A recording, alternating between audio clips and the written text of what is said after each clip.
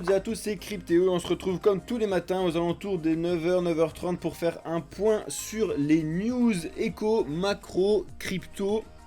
En général, on se retrouve pour 1 heure. Aujourd'hui, on va faire un petit peu plus court que d'habitude parce qu'on a échangé nos places avec Alex pour les matinales et il va faire sa matinale trading juste après parce que comme vous le savez, il était à Paris cette semaine, cette fin de semaine pour pouvoir faire le salon de l'analyse technique vendredi. Bref, let's go. Bon, vous avez vu, on va se lancer avec ce petit graphique qui veut plus se lancer, évidemment, parce que j'ai utilisé toute ma bande passante d'internet, génial. Alors, bien le bonjour à vous, regardez un petit peu ce qui s'est passé ce week-end. Les cryptos sont toutes dans le rouge, c'est pas non plus la panique, comme vous l'avez un petit peu dit, et je vais vous montrer un petit peu les points rapides là-dessus. Mais de toute façon, vous allez avoir Alex qui va vous refaire le point, comme d'habitude. Sur la partie trading, moi je vais faire la partie news, mais juste je suis obligé de vous d'introduire avec la notion là-dessus. Pour ceux qui ne voient pas l'écran en entier, venez sur Twitch les amis, sur le Twitch de Crypto Learning, ce sera beaucoup plus simple. Mais je vais voir si je peux décaler.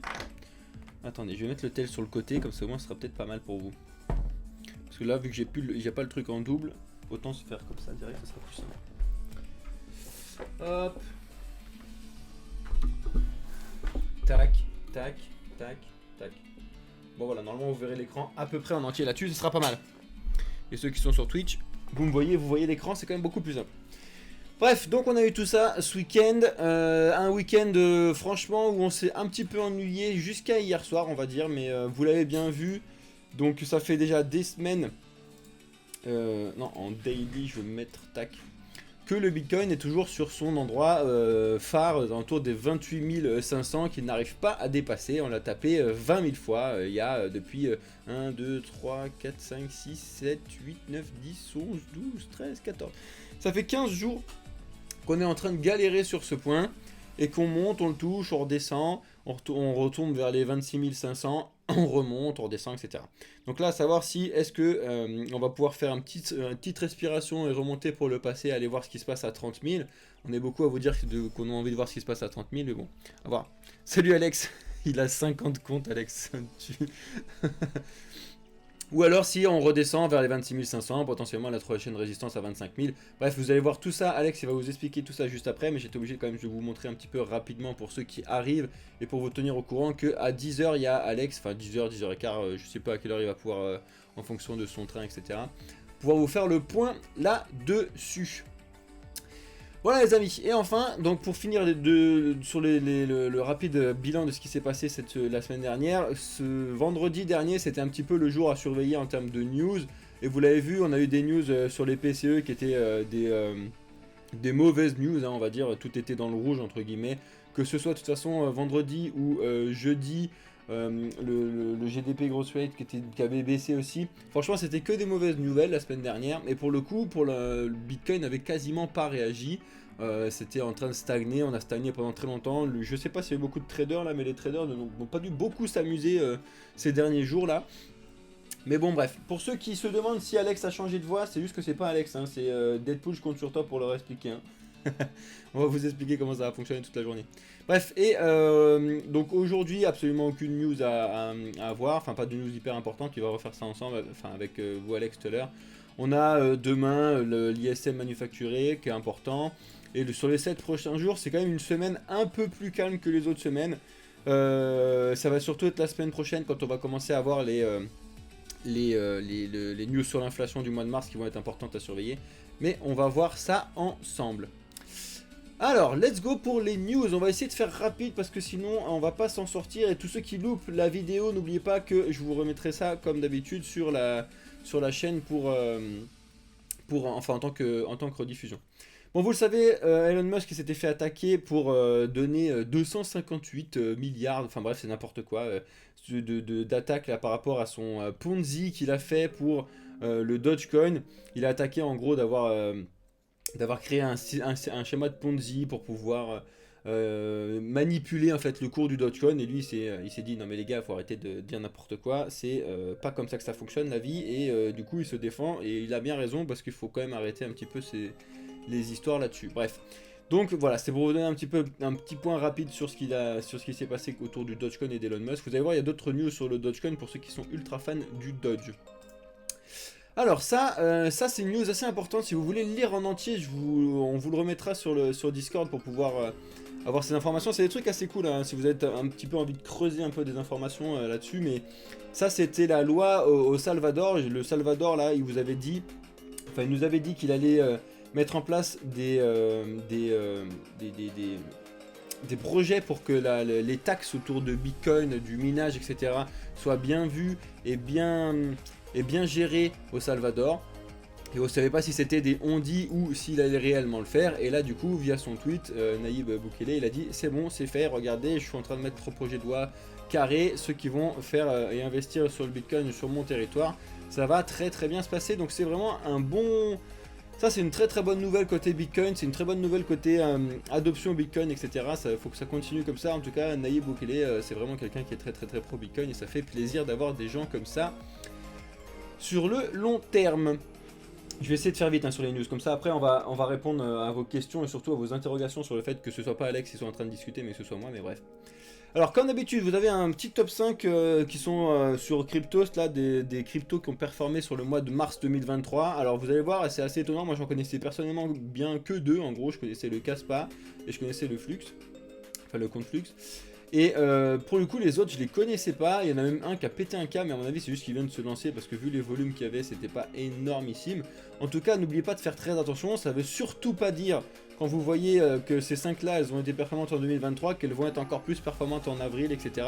Donc vraiment à surveiller. C'était juste pour vous dire, si jamais vous avez eu ces trucs-là, potentiellement, ça peut être des endroits qui vont respirer. Ça peut être des trucs à vous mettre dans votre agenda pour faire des fiches dessus. Franchement, ça peut être intéressant de creuser un petit peu sur ces sujets-là si ça vous intéresse. Parce que il faut creuser les projets qui ont un peu performé, comme ça au moins de savoir s'ils sont légitimes de ce qu'ils disent, s'ils sont intéressants à creuser, si le projet se développe bien par rapport aux valeurs, etc. Si ça correspond à ce que vous avez envie de faire. Ça peut être intéressant. En tout cas, voilà, c'était ces tokens-là, donc le FUBT, le Insure DeFi, le Kaspa, le Joe, le Conflux. Pour le coup, moi j'adore le projet Kaspa et là j'adore le projet Conflux.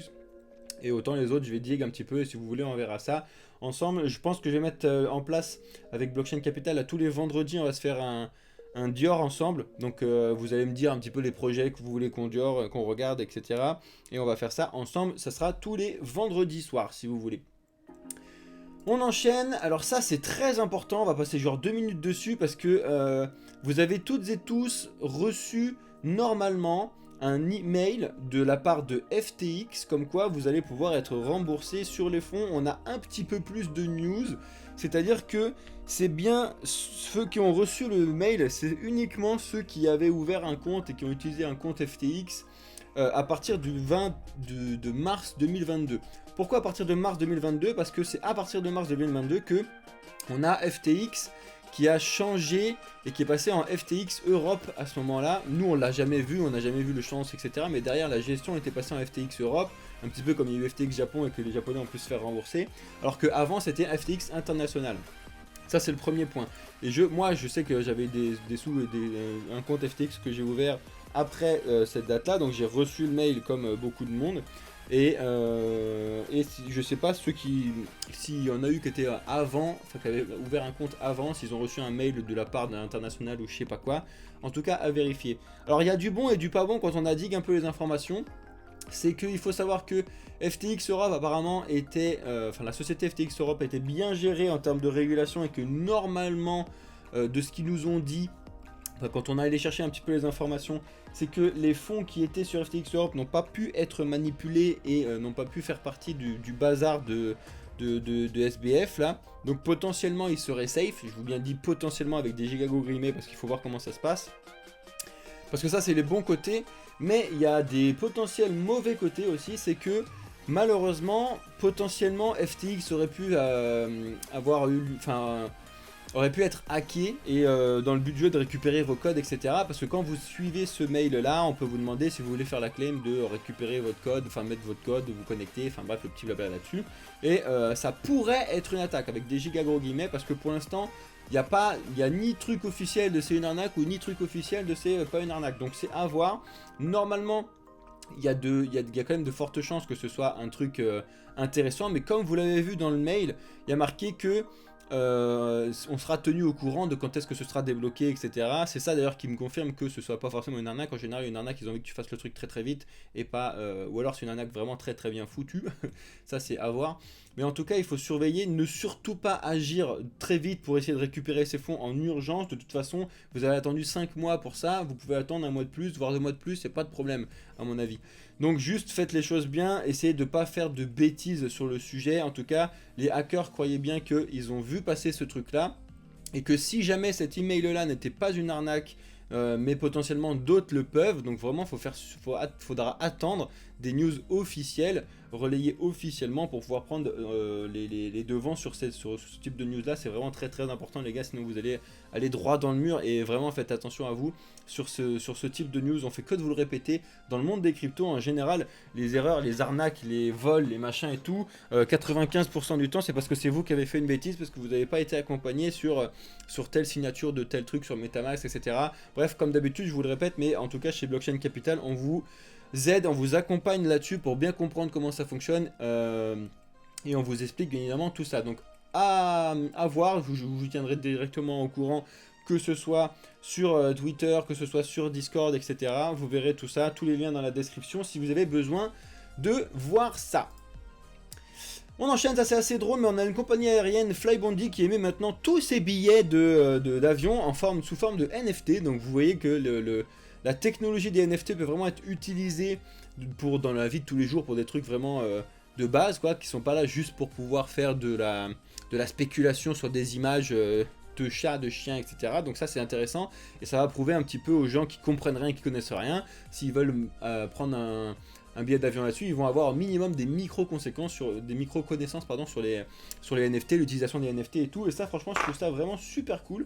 Donc c'est un pas en avant pour la technologie des NFT. Je vous rappelle que c'est la technologie des NFT qui est importante et qui est intéressante et qui est à surveiller. En tout cas, ils ont utilisé ça via la blockchain d'Algorand, à voir comment ça se passe. Mais l'idée en fait derrière, c'est de pouvoir faire quelque chose de plus carré, plus propre, plus sain, pas de fake, de pouvoir échanger les tickets rapidement, gré à gré, sans avoir de faux trucs au dernier moment, etc. Franchement, ça peut être vraiment quelque chose de très très intéressant. Encore une fois, c'est pas non plus Air France qui a fait ça, c'est un petit truc, mais bon, c'est un bon début, on va dire. On enchaîne, vous l'avez vu que cette semaine, enfin la semaine passée, vous avez forcément vu cette news comme quoi Elon Musk, Andrew Yang, Steve Wozniak, etc. Ils avaient signé une pétition comme quoi il fallait freiner le développement de l'intelligence artificielle au moins pendant 6 mois, le temps de poser les choses clairement, de se dire bon ok, ce qui va pas, parce que ça peut faire peur à beaucoup de gens. Il y a beaucoup de gens qui disent que ça y est, on est dans Terminator, les machines vont prendre contrôle du monde et on est tous, c'est terminé.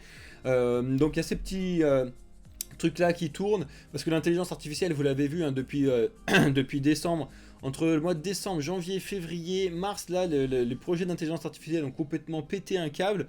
Alors légitimement ou pas, ça comme d'habitude, on fait que de vous le dire avec Alex, etc. Sur le projet Blockchain Capital, il faut vraiment faire attention au mode d'investissement que vous faites, si vous arrivez un petit peu en retard, si vous faites du FOMO, bref, on voit tout ça ensemble. Mais là, par exemple, Brian Armstrong qui tient tête à Elon Musk en disant que non, c'est très bien, il faut faire le développement d'intelligence artificielle, tout fonctionne bien, bon bref, c'était un petit peu attendu hein, qu'il y ait avoir des grands comme ça qui allaient entre guillemets se taper dessus, hein, c'est vraiment du entre guillemets.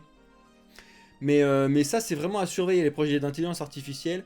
Je vous invite, si jamais vous avez investi dessus ou si vous n'avez pas investi dessus, à vraiment faire vos recherches avant de continuer à investir ou d'investir dessus. C'est très important. Ne surtout pas investir sur du AGX, du FetchAI ou ce genre de trucs juste sur un coup de tête comme ça parce que vous avez entendu un petit peu des trucs aux informations. Surtout pas. Faites vos propres recherches pour voir si ça vous intéresse, si vous trouvez ça intéressant, si vous trouvez que le développement il fonctionne bien, si vous trouvez que c'est légitime le développement actuellement, etc. Enfin bref, faites vos propres recherches, c'est très très très important.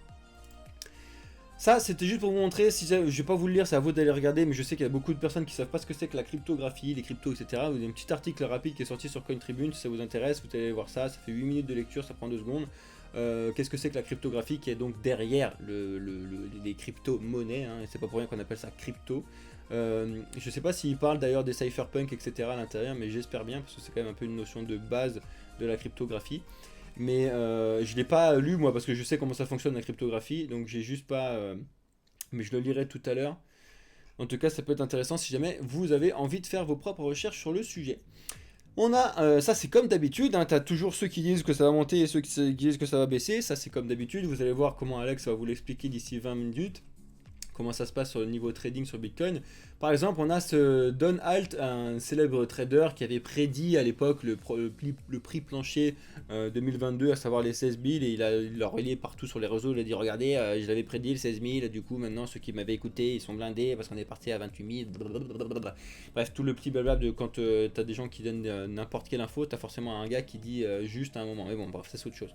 Et lui, il dit que là, attention, vraiment, un point à surveiller, c'est que si ça chute sous les 23 000 dollars, 23 et 22 000 dollars même, il dit que son scénario sera complètement invalidé et qu'il va falloir faire très très très attention, se cacher sous son bunker, enfin dans son bunker, parce que ça peut aller beaucoup plus bas. Et c'est ce qu'il dit là-dessus.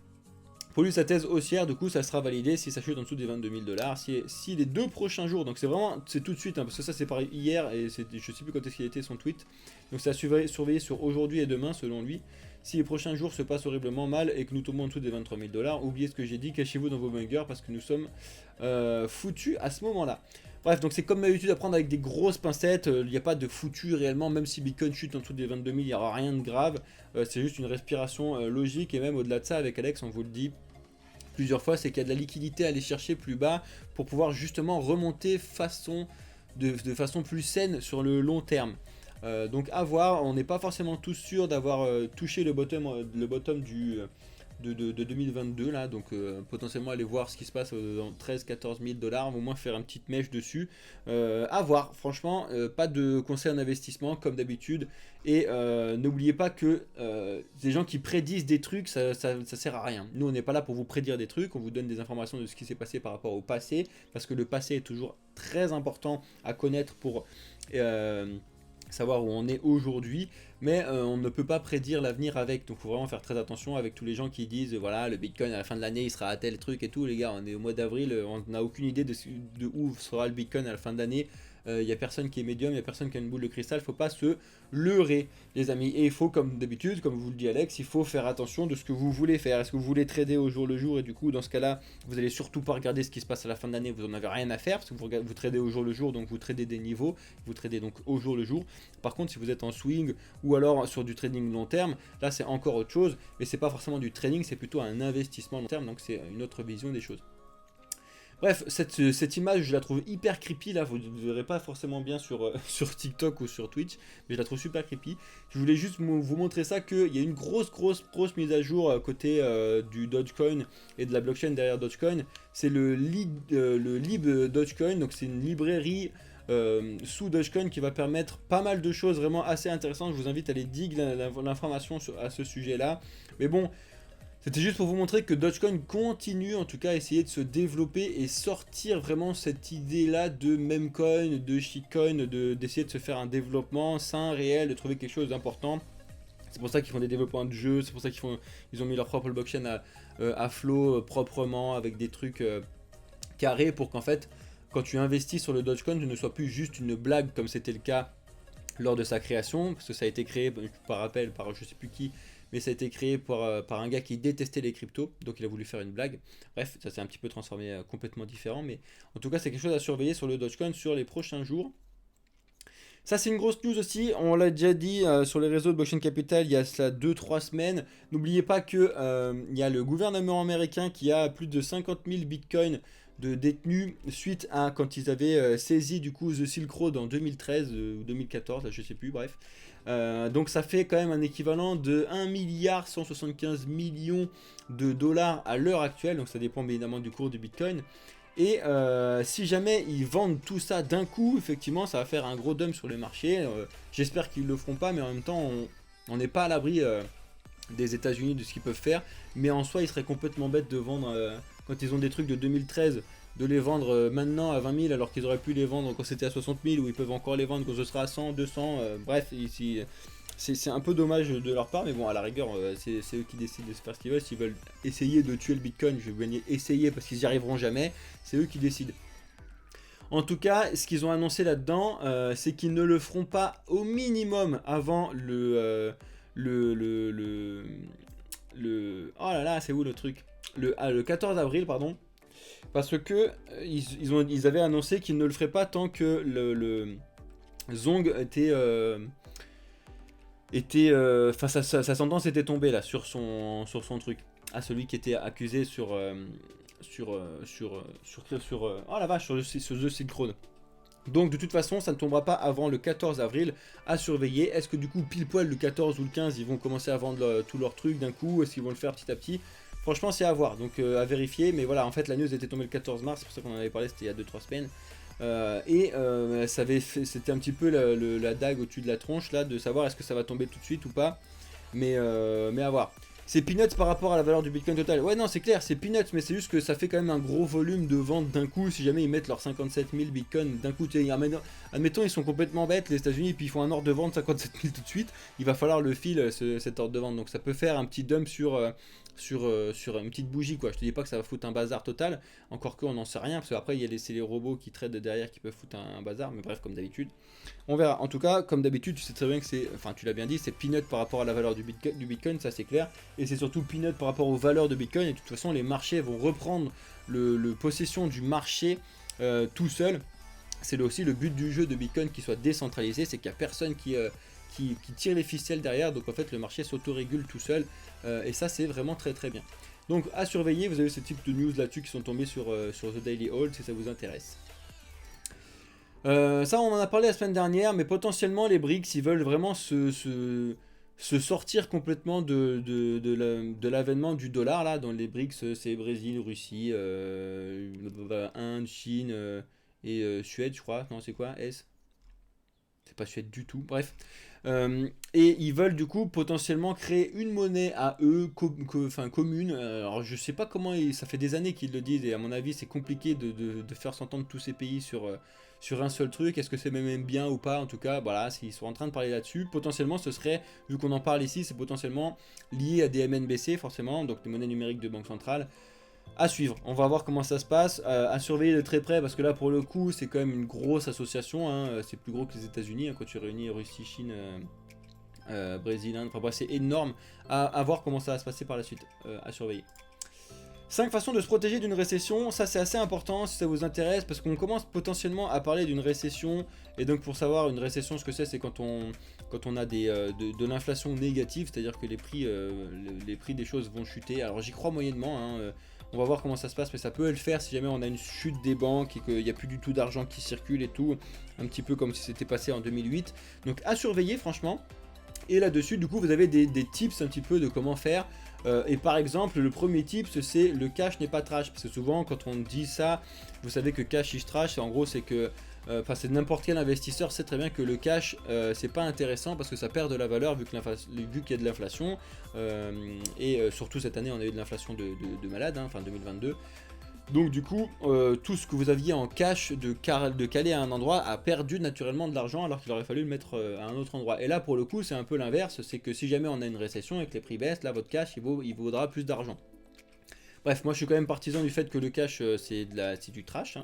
Il faut essayer d'investir son cash dans des choses intelligentes et surtout diversifiées pour pouvoir faire quelque chose d'intelligent là-dessus. C'est pour ça qu'il le répète derrière, hein, plutôt regarder ce qui se passe dans les dividendes de société, plutôt faire du DCA, donc dollar cost average, pour essayer d'avoir les meilleurs prix quand c'est en train de baisser, parce qu'on n'oubliez pas, personne n'achète le plus bas et personne ne vend le plus haut, ça n'existe pas. Donc le mieux c'est de pouvoir faire du DCA, mais ça on vous l'expliquera si vous en avez besoin. Et après voilà, il te rappelle par exemple sur ce schéma que pendant une récession il ne faut surtout pas investir dans les stocks, parce que dans les options du coup, dans les actions, parce que du coup vous voyez que si jamais on est en early, en mid ou en late, bon vous gagnez de moins en moins, mais par contre si vous êtes en récession, les actions c'est là où elles baissent, donc vous perdez de l'argent.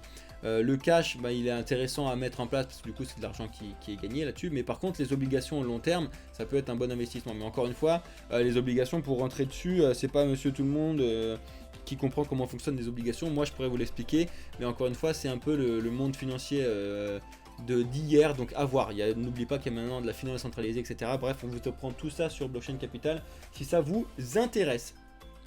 Savoir prendre du recul, etc. Vous avez ces petits tips qui ont été postés sur Contribune si ça vous intéresse. Et enfin, on va finir que bien évidemment ce week-end c'était le 1er avril. Et comme le 1er avril, vous avez eu des poissons d'avril, alors j'en ai relevé deux que je trouvais assez intéressants, surtout parce que il y en a un que c'est un projet qui est réellement en train d'essayer d'être mis en place, à voir.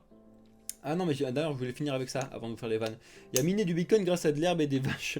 Ça, c'est pas une vanne, c'est pas une vanne, c'est de la méthanisation au service des paysans. C'est que de mettre en place la méthanisation pour pouvoir faire quelque chose de vert et produire du Bitcoin avec. Bon, bref, à voir, ça, c'était assez intéressant. Mais ce que je voulais vous donner comme news, c'est ça. Donc le gouvernement utilise la loi 49.3 pour imposer le Bitcoin comme monnaie ayant cours légal. Bon bref, très drôle. Ça aurait été marrant que le gouvernement pète un câble et qu'il utilise 49.3 pour imposer Bitcoin comme monnaie à cours légal. Ça aurait été très très drôle. Bon, vous vous doutez bien que c'est bien évidemment un 1er avril. Hein, donc jamais le gouvernement français, encore moins à l'heure actuelle, va nous mettre l'adoption du Bitcoin.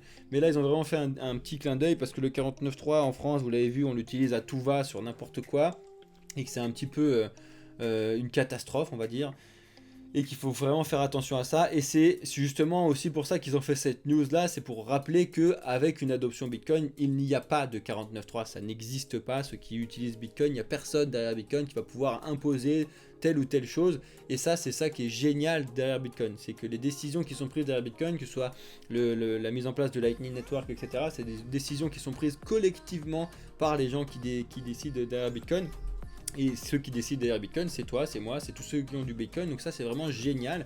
Et c'est ce vers quoi on devrait se diriger pour la gestion d'un pays. Je trouve que c'est vraiment beaucoup plus intéressant de faire un truc dans ce genre-là, plutôt que d'utiliser du 49.3 tout va, de dire oh, tiens, je vous présente un truc, et puis de toute façon, si vous l'aimez pas, je le mets quand même. J'en ai rien à foutre.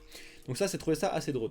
Et on va finir avec le projet que je vous dis qui est vraiment potentiellement en train de se développer et que c'est quelque chose de très intéressant. Collect to earn, ramasser les déchets parisiens et gagner du poubelle coin. Alors sur le papier ça peut être super drôle et je sais qu'à mon avis il y a des gens qui sont quand même un peu tombés sur le panneau, mais j'espère qu'ils ont regardé la date de publication de l'article, mais bon bref. En gros c'est que si vous videz vos poubelles à Paris, surtout que c'est tombé pendant le moment où il y avait pas mal de bazar niveau poubelles à Paris, etc. Donc rangez les trucs, vous collectez tout ce qui est par terre, etc. Vous gagnerez du poubelle coin.